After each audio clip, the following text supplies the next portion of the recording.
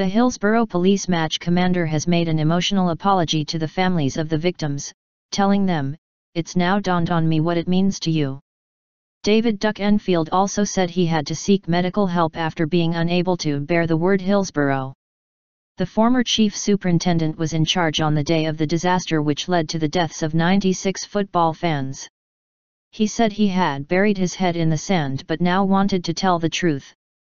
Mr. Duckenfield, now aged 70, was giving evidence for a fourth day at the new inquests into the deaths stemming from the 1989 FA Cup semi-final.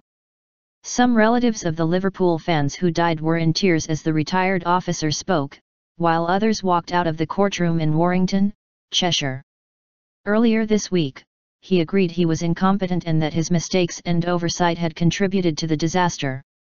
Addressing the jury as dozens of relatives looked on from the public gallery, Mr. Duckenfield said, "When the Hillsborough Independent Panel report was published in 2012, I hid myself away and could not bear the word Hillsborough and could not bear to think about it. I hope you understand this. I hoped it would go away." He continued, "But then, 2 years ago, I had to force myself to look at matters and, as a result, I could only do so with the assistance of doctors. Over this period, I have come to terms with reality, and that is why, over the period, you might say I dug my head in the sand, didn't admit things to myself. But I am now very much older, very much wiser and very much more understanding of the events of the day and have decided to tell the whole truth." Tragic circumstances. The former South Yorkshire police officer was being questioned by Michael Mansfield QC, who represents a group of the Hillsborough families.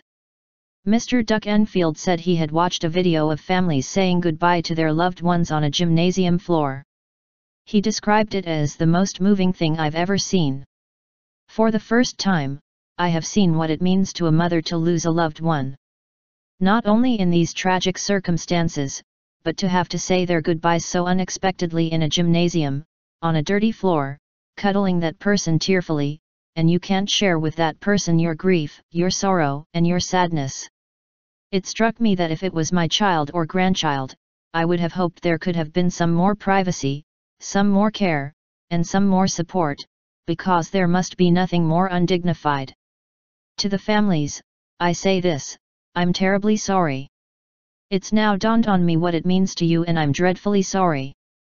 Rajiv Menon QC, also representing a group of victims' families, had earlier put it to Mr. Duckenfield that his leadership on the day of the disaster was woefully inadequate from start to finish. The retired officer defended his record but conceded that "the buck stops with me." Mr. Duckenfield will continue giving evidence to the inquests on Monday.